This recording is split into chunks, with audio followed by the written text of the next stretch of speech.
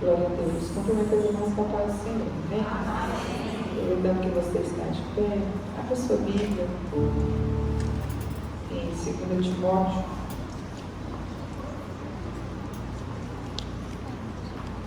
Capítulo 1. E nós veremos o verso 5. 2 Timóteo, capítulo 1, verso 5. Enquanto você encontra, quero desde já louvar a Deus pelo privilégio de poder estar na sua casa, ministrar a sua palavra mais uma vez. Louvar a Deus pela vida da pastora Márcia, alguém por quem eu tenho muito amor, muita estima e me sinto sempre honrada quando ela me convida para falar às irmãs aqui da Vila Boa. Louvar a Deus pela vida de cada uma das irmãs que aqui estão. Todas encontraram? Amém? Diz assim esse versículo: recordo-me da sua fé não fingível, que primeiro habitou em sua avó Loide e em sua mãe Eunice, e estou convencido de que também habita em você. Amém? Pode tomar seu assento. Nós vamos nessa noite falar a respeito dessa mulher da Bíblia que se chama Loide. Nós vamos observar que esse é o único versículo da Bíblia em que o nome dessa mulher é citado. E esse versículo está inserido em uma carta que Paulo escreve endereçada a Timóteo. E nós precisamos entender acerca da carta para entender a respeito de Timóteo e entender quem foi Loide. Porque 2 Timóteo é a última carta que Paulo vai escrever. A carta foi escrita em 66 ou 67 depois de Cristo. O contexto em que Paulo escreve essa carta é um contexto em que ele está preso. Ele está aguardando o seu último julgamento. Esse é o momento em que Paulo entende que a sua vida está caminhando para o fim. Ele está preocupado com o futuro da igreja, com o futuro da mensagem. Ele está sozinho. Ele vai relatar que praticamente todos que andaram com ele o deixaram. Paulo está tão encarcerado no nível de que no decorrer da carta você vai ver em algum momento que eles têm até dificuldade de encontrar onde Paulo estava preso. Então o contexto em que Paulo está escrevendo isso é esse. Ele está em uma cela fria, sozinho, ele sabe que ele vai morrer. Essa é a última carta que ele vai escrever. E na última carta que ele escreve, ele então está nessa carta dirigindo a Timóteo. E quando ele vai dirigir a carta a Timóteo, ele vai se lembrar não só dele, mas ele vai mencionar a sua mãe Eunice e a sua avó Loide. E Timóteo é natural de Listra. Ele era filho de um pai grego. O pai de Timóteo não é cristão, e ele é filho da mãe, que é uma judia que se converteu ao cristianismo, a sua mãe Eunice, que é filha de Loide, a mulher que vamos falar nessa noite. E Timóteo vai ser um instrumento poderoso nas mãos do Senhor. Ele é missionário, ele é líder reconhecido da igreja. Então nós estamos falando de um homem que foi alguém escolhido, foi alguém usado a um nível que o dia que Paulo percebeu que a morte se aproximava, ele vai direcionar a carta para Timóteo. E quando nós observamos o que a Bíblia diz sobre Loide, ela só vai dizer nesse versículo. E por que eu quero que você entenda qual é o contexto da história? Imagine você sabendo que são seus últimos dias de vida. Porque no momento em que nós estamos muito entristecidos ou desesperançados, O que nós procuramos fazer é buscar na mente coisas ou pessoas que nos trazem alegria. Isso é natural da gente. E nesse contexto de cela fria, de um Paulo que está preocupado, porque o nível de preocupação de Paulo não é uma questão da sua própria morte, mas ele está pensando como a igreja vai ficar. Quem vai ficar? Quem vai instruir o povo? Será que o povo vai continuar na verdade de Cristo que eu ensinei até aqui? Tudo isso está passando na mente de Paulo. E quando tudo isso está passando na mente de Paulo, o verso 5 diz assim, recordo-me. Paulo está dizendo, estou num dos piores momentos de dor e aflição, não só por conta da minha própria vida. Eu me encontro solitário, eu me encontro preso, e aqui preso eu estou me lembrando de uma família. E por que ele está se lembrando de uma família? Não é um lembrete que veio a ele porque o celular dele despertou dizendo assim, hora de lembrar de Lloyd, de Eunice, de Timóteo. Não tinha papeizinhos pregados na cela dizendo, hoje é dia 20 e poucos, é dia de lembrar daquela família. Não. A lembrança veio de algo que estava internalizado em Paulo.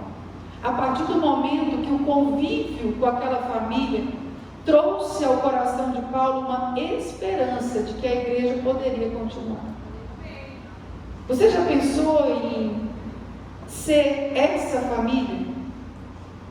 Ser a família que o dia que o pastor Adilson observar que a saúde já está fragilizada, ou que já é tempo do Senhor substituí-lo por alguém, que ele começar a pensar na igreja de amanhã, ao deitar na cama ele começa a pensar assim, quem poderia me dar esperança?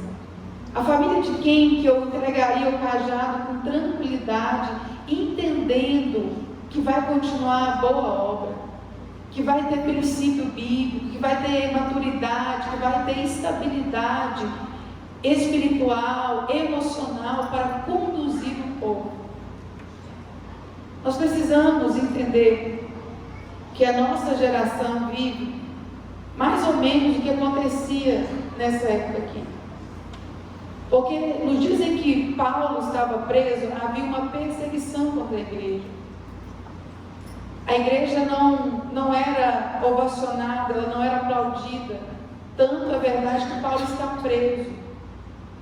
Só que apesar de existir um governo que pressiona, que abusa das leis, que fere a igreja, eu encontro um homem que está tão firmado no Evangelho, mas tão firmado no entendimento que ele tem do céu e de Deus, que ele consegue, apesar de tudo, crescer a ponto de influenciar outros a continuar crescendo. Um homem que não está pensando nele, a dor não é porque ele vai morrer, mas ele está escrevendo cartas porque ele quer se assegurar de que ele está instruindo alguém para continuar o trabalho dele. Meu Deus.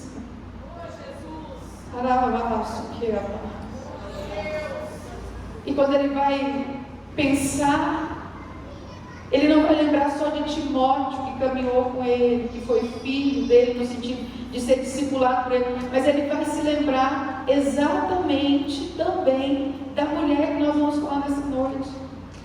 Porque ele vai dizer que o que habita em Timóteo nasceu lá na sua avó, Lloyd. Então eu não tenho muitos versículos, eu tenho um versículo falando sobre ela. Mas essa mulher é capaz de gerar em outros seres humanos coisas tão grandiosas, a ponto do neto dela carregar 2 cartas que levam o seu nome. Nós precisamos estar preparados para isso. Gerar gente maior que a gente, mais crente que a gente, melhor que a gente, que voe mais alto que a gente, que seja mais ungido que a gente. É isso que nós devemos gerar. E aí, quando vai falar dela, nesse único versículo, já vai dizer: recordo-me da sua fé não fingida, que primeiro habitou na sua avó Lloyd. Então, nesse versículo, eu já descubro que Lóide era uma mulher que não tinha uma fé fingida. O que é uma fé fingida? Lendo sobre esse versículo e no comentário de Champlin, há uma descrição ali de que o termo usado aqui, no seu original, no original da palavra, é um termo que refere a uma fé que não é hipócrita. Mais precisamente, a ideia desse versículo é dizer assim: a sua avó Lóide tinha uma fé que não era uma representação artística. E quando nós vamos ver então qual é uma fé considerada como representação artística, nós vamos observar que a fé que é genuína, que é a fé que Lóide tinha, é uma fé que alcança 3 esferas da vida dela. Champlin vai dizer para a gente que essa fé não fingida, em um primeiro momento, ela é uma fé objetiva. O que é uma fé objetiva? Lóide foi uma mulher que, quando ela escutou Paulo pregando sobre Cristo e a doutrina do cristianismo, o batismo, o Cristo como Messias, a forma como a igreja deveria ser conduzida, Lóide foi alguém que teve uma fé objetiva. Ela creu em toda aquela verdade que estava sendo imposta. Nós não podemos ter uma fé relativa. Eu não posso pegar a Bíblia, uma fé fingida é uma fé relativa.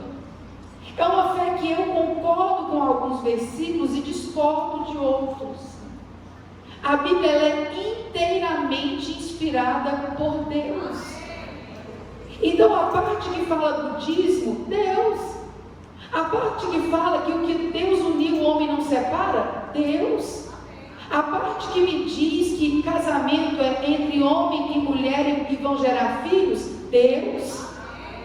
A parte que me diz que se eu sinto ciúme, eu estou cometendo um pecado da carne, Bíblia, Deus. Só que nós vamos relativizando algumas verdades bíblicas. Por exemplo, ser ciumenta para muita mulher é coisa normal. Eu sou ciumenta, então você está pecando. Porque a Bíblia diz em Gálatas que o ciúme é obra da carne. Relativizar a Bíblia é pegar uma coisa que a Bíblia está dizendo que é pecado e tornar como um pecado de estimação. Eu sou assim, nervosa. Mas se a Bíblia diz que alguém que ira, alguém que faz confusão entre os irmãos está pecando, isso é pecado. A nossa sociedade faz o quê? Relativiza a Bíblia. E isso é uma fé fingida, porque não é uma fé objetiva. Tudo que está na Bíblia eu preciso tomar como verdadeiro, santo, inspirado pelo próprio Deus. Até aquilo que a gente não concorda. Por exemplo, o homem é a cabeça da casa, isso irrita. Eu sei que tem mulher que queria mandar, que queria passar por cima. Dá para nascer o homem que manda nela, eu faço do jeito que eu quero, mas é bíblico. E o que nós temos feito na nossa geração? Pegado o que nos agrada e praticado como uma verdade bíblica, e aquilo que não me agrada, eu relativizo. Esse aqui é mais difícil.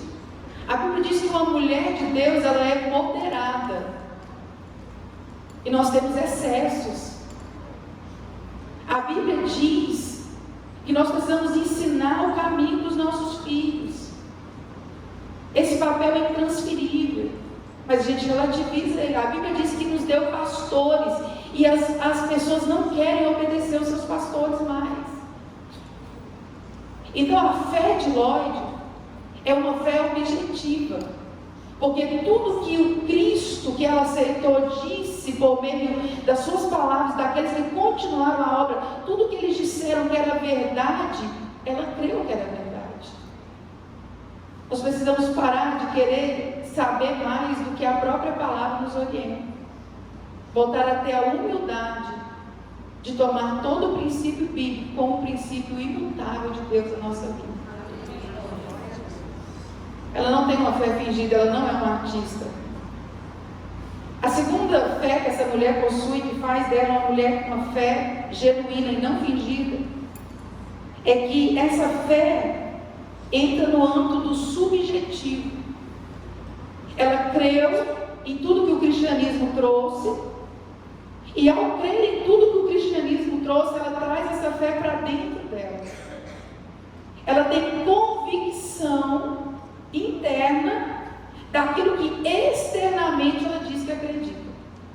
Porque o que nós mais vemos é às vezes as pessoas dizendo: eu creio que Deus pode todas as coisas, mas quando tem um jeitinho brasileiro de burlar uma coisa ou forçar uma porta, faz. Mas eu creio que Deus pode todas as coisas, mas eu vendo meu voto. Eu creio que Deus pode todas as coisas, mas eu puxo o saco para ver se eu entro. Mas eu creio que Deus pode todas as coisas.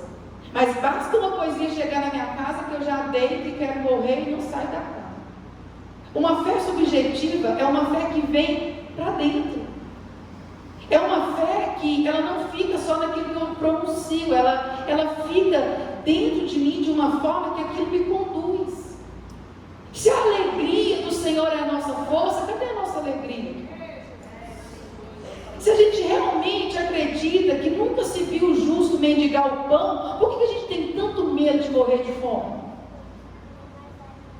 Cadê essa fé genuína? Sem hipocrisia, sem teatro. Porque a gente fala, mas a gente lá dentro, a gente realmente não crê. Então Lorde é uma mulher que ela crê em tudo que o cristianismo apresenta por meio da vida de Jesus e do próprio Paulo. Ela é uma mulher que consegue internalizar aquilo que ela diz que crê. É uma fé subjetiva.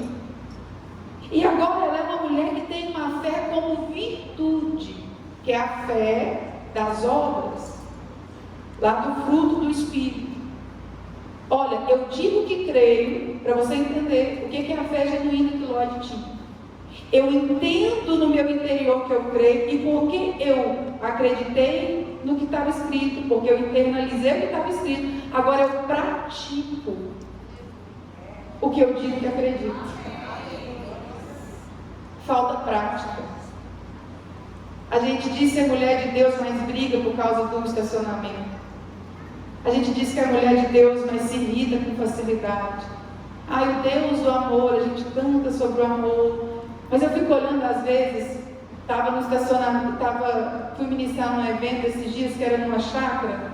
As irmãs deixavam o carro no lote assim, e a gente andava um pouco e ia para o lugar onde estava acontecendo o culto.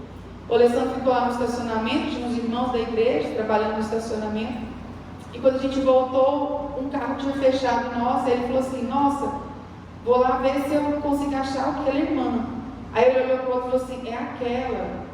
Aí ele falou assim: nossa, misericórdia, ela quase bateu em nós aqui no estacionamento. Mais um pouco eu dava paz do Senhor para ela, para lembrar para ela que ela estava vindo para um culto.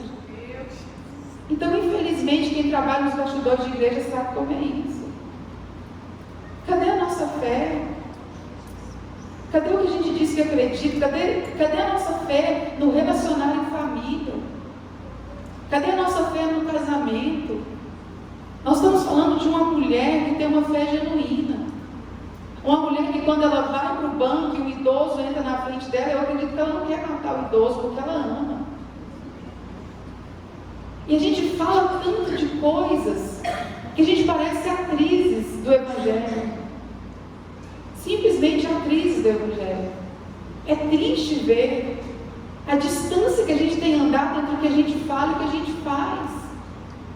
É decepcionante. Ele fala aí da força. Eu fico olhando no Instagram as pessoas brigando por causa de política. A que nível elas descem para ofender umas às outras? E tudo em nome de Deus. Não, Deus não está pedindo isso de verdade, igreja. Uma coisa é a gente votar de acordo com aquilo que a Bíblia ensina. A outra é ofender alguém, quem quer que seja ele.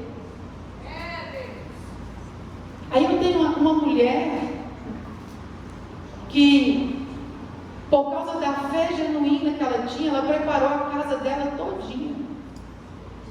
Para quê? Timóteo foi levantado no dia que a igreja estava sendo perseguida. Timóteo foi alguém que, quando não se podia crer no Cristo, quando se perseguia quem cria no Cristo, ele quis seguir a Cristo. Nós temos que preparar os nossos filhos para o dia que tiver qualquer coisa contrária à palavra, ainda se ele queira ser alguém que zela pela palavra. Porque nós precisamos entender uma coisa.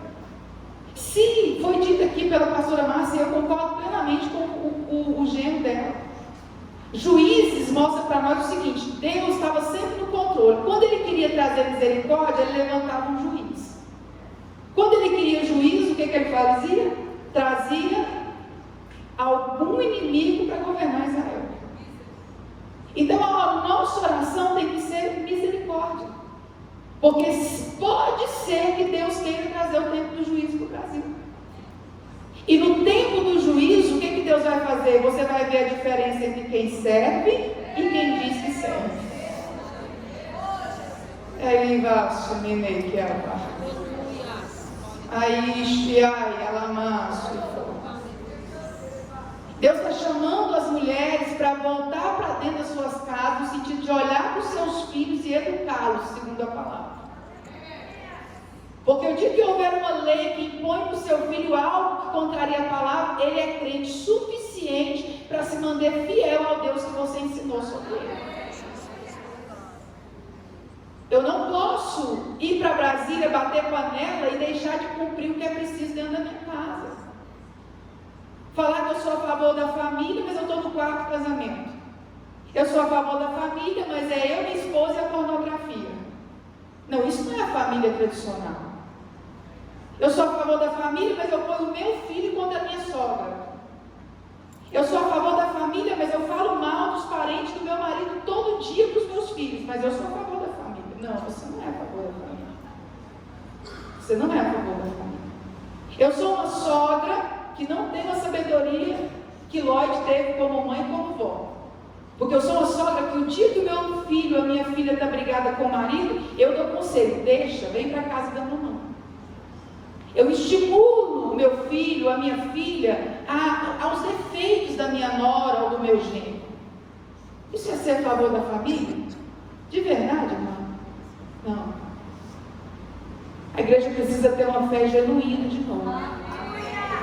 E pararmos de ser atrizes da fé. Eu acho que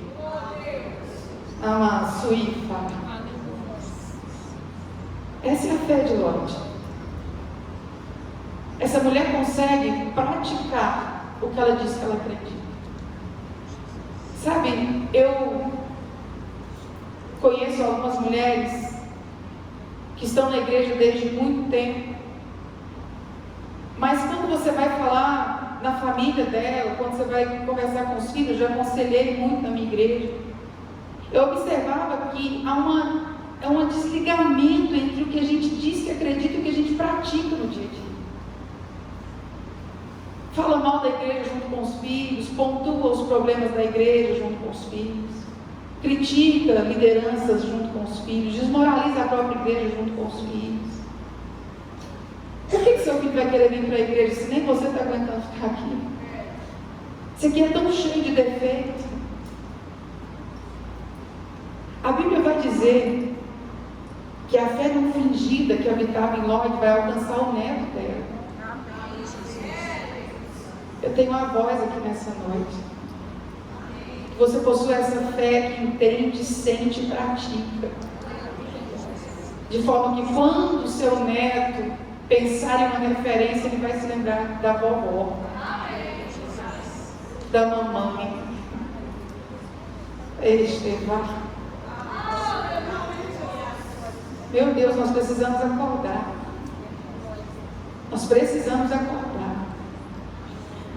O texto vai dizer para nós, não vai citar o nome dela, mas 2 Timóteo 3,15 vai dizer que esse menino que se torna extraordinário, diz assim: porque desde criança você conhece as sagradas letras, que são capazes de torná-lo sábio para a salvação mediante a fé em Cristo Jesus. Desde pequeno, ainda quando a família era judia, foi ensinado a Paulo a Bíblia. Naquele tempo, os profetas e a lei. Deixa eu te perguntar uma coisa, como mãe, como vó: quantas vezes você sentou com seu filho e leu a Bíblia para ele? As crianças hoje são movidas ao tablet. Qual é o tempo que você tira para ele ver que você está lendo a Bíblia? E você chamar ele e ensinar a palavra. Porque se um dia for tirado de nós o direito de usar a Bíblia, você tem ela na cabeça? Você conhece ela? Você consegue viver sem a igreja? Se a igreja fechar, se a Bíblia for tirada, você tem a Bíblia de forma a transmiti-la para a sua família, sem que você tenha ela em mãos? Nós precisamos voltar a estudar a Bíblia. Lloyd choca, né? O tipo de vida que aquela mulher propôs para a casa dela é chocante. Nós precisamos tomar um chá de desconfiômetro. A nossa geração está precisando disso. Nós chegamos embelezadas para a igreja, amamos as reuniões, glória a Deus por isso. Mas e o seu filho? Quando você manda ele para a escolinha, é só uma oportunidade de você ficar livre dele, ou você realmente se importa com o que ele aprende lá? Você estimula ele quando chega na sua casa? Porque a educação dos nossos filhos não pode ser entregue para governo nenhum, nem para professor nenhum, nem para escola nenhuma. O governo da educação dos nossos filhos é nosso. Mas o seu filho só vai aprender a jejuar se ele vir você jejuando. Ele só vai aprender a orar alto se ele ouvir você orando lá do seu quarto. Criança imita. Criança imita. O que você fala durante o dia, ele fica escutando, sabia? Quando você tem diálogos que glorificam o nome de Deus, quando você diz, vai dar certo porque Deus entrou, meu amor. Olha, eu sei que sem Deus nós não somos. Vamos perdoar fulano, ele errou. Sabe, quando você é compassivo, quando você tem coragem de abrir o vidro e dar um pouco de esmola a mais do que R$2. Quando você coloca dinheiro no bolsinho dele e fala, olha, vai colaborar com a obra missionária. A mamãe vai pegar aqui 1 quilo de negócio, nós vamos levar para a igreja, porque tem gente que está passando fome e que precisa. Seu filho sabe dessas coisas? É você que vai ensinar isso para eles.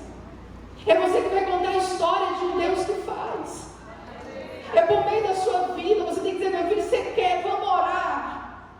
Mesmo que você tenha o dinheiro, comece a ensinar ele. Vamos dobrar e vamos orar. Você quer uma bicicleta? Vamos orar para Deus dar. Vamos buscar a presença de Deus para Ele poder fazer por nós. Vem para o quarto também.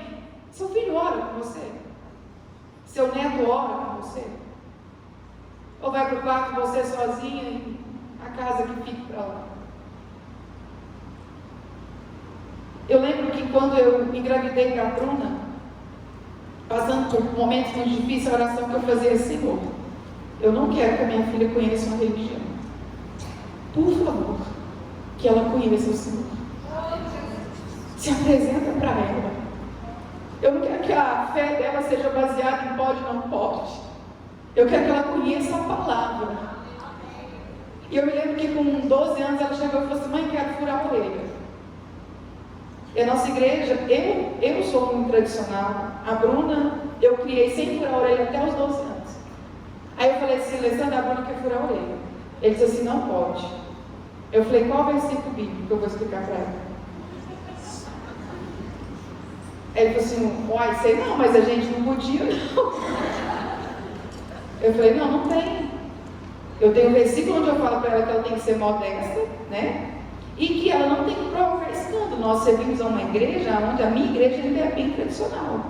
Então eu posso explicar para ela que ela não vai furar a orelha e cumprir de agora para o culto. Os irmãos da minha igreja vai desmaiar. Mas eu não tenho um versículo para dizer para ela que ela está pecando se ela furar a orelha. Aí eu falei para ele, eu não quero criar a Bruna como você foi criada. Eu quero que a Bruna conheça a Bíblia.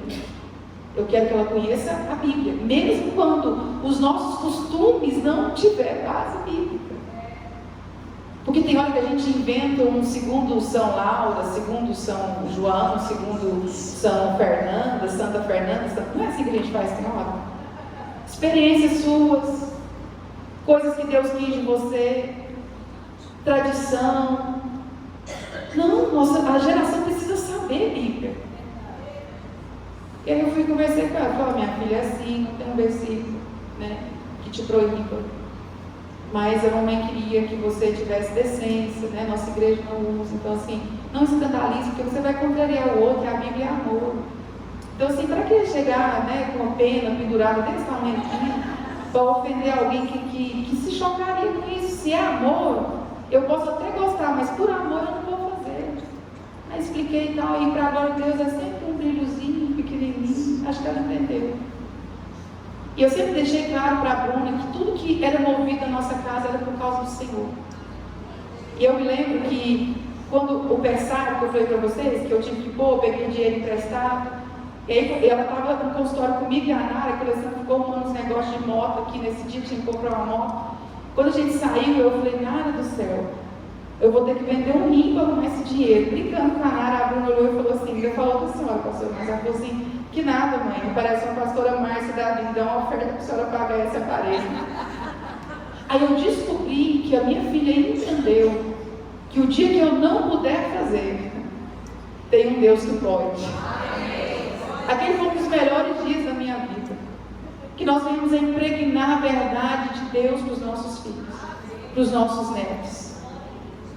Então, ele é um menino que conhece de Bíblia desde pequeno, porque a avó e a mãe liam para ele. O meu esposo é de família cristã desde que ele é pequeno. E esses dias a gente brincando alguma coisa da Bíblia, as irmãs do meu marido não sabiam nada sobre o personagem nenhum Bíblia. Tem muito isso, irmão. Gente que está na igreja e não conhece Bíblia. A gente tem tempo para tudo, mas não tem para a Bíblia. Chama seu filho, faz um estudo com ele, para ele se interessar por uma personagem, por alguém, porque os nossos filhos não estão sendo confrontados como a gente era. Antigamente você falava, é assim, pronto, tudo bem. Hoje não é assim. Por que que é? Esse dia a chegou falando, mãe, estavam comentando que Jonas e Davi eram homossexual, estavam falando que Maria Madalena era namorada de Jesus. Tem que saber Bíblia ou não tem para responder umas coisas dessas? Tem. Quem é que vai ensinar? A mãe, a avó. Nós vamos ensinar. E aí vai dizer para ele o seguinte: eu me recordo da fé não fingida, que primeiro habitou na sua avó Lorde e em sua mãe Eunice. E eu estou convencido de que também habita em você. Na última carta, nos piores dias da vida de Paulo, com a dor ministerial e física que ele vinha sofrendo, ele se lembrou de uma mãe que ensinou sua filha e o seu neto. E essa família soou como uma esperança para a igreja, futuro da igreja, no coração de Paulo. Em nome de Jesus, que se levantem Lordes na nossa geração. Gente que é esperança para o futuro da igreja. Filhos que são esperança para o futuro da igreja. E eu creio que no que depender de nós fazemos um compromisso nessa noite com o Senhor. Nós vamos preparar os nossos filhos para, se vier o tempo do juízo sobre a nossa nação, eles terão uma estrutura em Deus suficiente para permanecer no Cristo que eles dizem que seguem. Você pode se colocar de pé? Glória a Deus. Glória a Deus. Quando a pastora Márcia me deu essa mulher para falar, para mim foi um desafio. Só tem um versículo. E eu buscando ao Senhor hoje à tarde, Ele foi revelando a mim essa palavra. E ainda ontem eu conversando com a minha mãe, e Deus tem cumprido as promessas, acredito porque Ele tem pressa, que o Evangelho seja pregado. E diante dos lugares que tenho passado, daquilo que tenho visto, o meu coração de profeta tem chorado. E eu disse para minha mãe: mãe, é como se o meu osso ardesse de dor, de ver um povo dentro da igreja se perdendo dentro dela, de ver a responsabilidade com o altar, com a palavra. Sabe, as noites são angustiantes. E a minha mãe disse assim: Laura, eu penso em Jeremias. Eu penso na dor daqueles que eram enviados para dizer ao povo que mudasse a conduta de vida. E saber que aquele povo não ouvia. Eu penso como tem sido para os pastores honestos dos últimos dias. Como tem sido para a liderança séria do Brasil conduzir pessoas. As pessoas estão se odiando. Alguns idolatram. Gente, irmão ferindo irmão em nome de Deus. Não é o que Deus pediu para nós. Ora e seja exemplo. Deus vai levantar exemplos.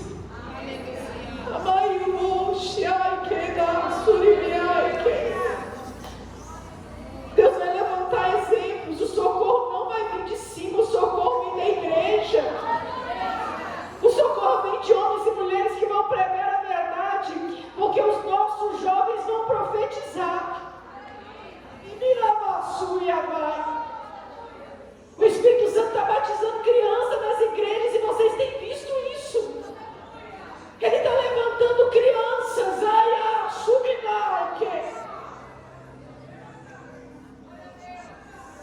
O seu ventre gerou profeta de Deus. O seu ventre gerou pastor de ovelha. O seu ventre gerou adorador. O seu ventre gerou intercessor. O seu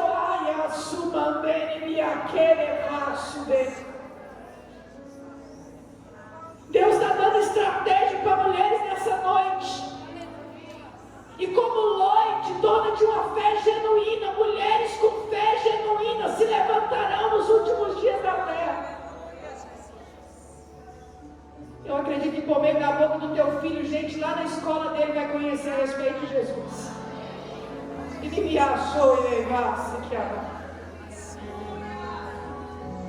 os nossos filhos irão mais longe que nós. Profetizarão com mais autoridade, pregarão com mais unção, dirigirão com mais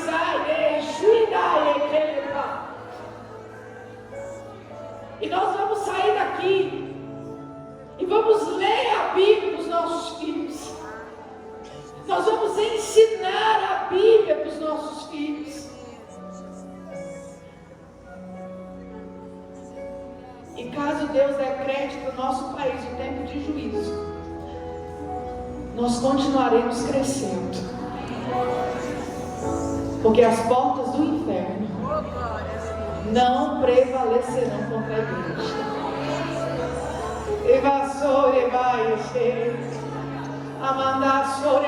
Apresenta teus filhos aí agora, Marcia. Os teus netos. Apresenta os jovens da sua família, as crianças da sua casa. Começa a consagrá-los ao Senhor. E me assume que talvez ele nem esteja na igreja, mas em nome de Jesus vai vir. Vai produzir fruto. Nós vamos orar com uma fé genuína de Lloyd. E Deus vai curar os nossos filhos de todo tipo de síndrome, de toda depressão, de toda opressão. Eles não vão ficar enfiados dentro de quarto, eles vão sair de lá. Porque eles vão conquistar cidades, bairros em nome de Jesus. Eles subirão aos altares,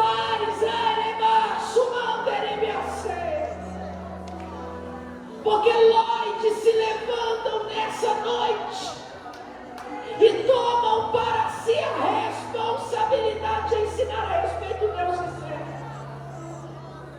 Senhor, nós oramos a Ti, pedindo essa fé genuína de uma mulher que por meio do ensino da Tua palavra e da prática daquilo que ela dizia crer, ela gerou vida.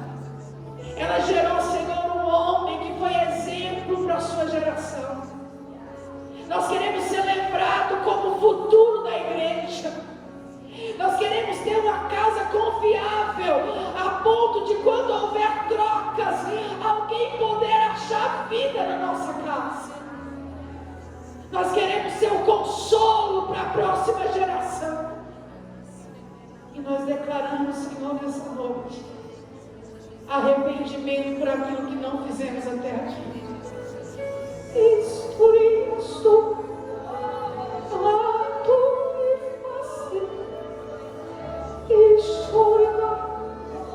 onde houver uma mãe quebrada, moída, errante, frustrada, visita com o Teu Espírito nessa noite. Fortalece essa mulher e coloca ela de pé. Cria nela, Senhor, essa fé que gera fruto dentro da sua casa. Pare Satanás nessa noite pelo poder que é do Teu sangue. Tira do coração dela esse peso, essa frustração, esse sentimento de que os meus filhos não serão, de que eu não vou conseguir. E gera um coração de glória, um coração disposto a ensinar a palavra, a crer na palavra e a praticar a palavra, de forma a gerar timóteos para a glória do Seu nome. Porque eu sinto o cheiro de vida nessa noite. Os nossos filhos, os nossos sobrinhos, os nossos netos, eles impactarão esse país para a honra e glória do Teu nome. Coloque gente que tem o Senhor, Pai, nos lugares altos dessa nação. Coloque gente que entra e não se vende nem se corrompe. Coloca gente que exala o Teu bom perfume. E essa gente saiu do ventre de gente que está aqui. E que esse povo que o Senhor levanta na igreja do último dia saia do nosso ventre. E que o Teu nome, Senhor, seja glorificado por meio da minha e da nossa casa. Você pode pôr a mão no seu coração e repetir comigo assim: eu e a minha casa serviremos ao Senhor. Vamos lá? No 3. 1, 2, 3. Eu e a minha casa serviremos ao Senhor. Você crê nisso? Então adora o Senhor por isso.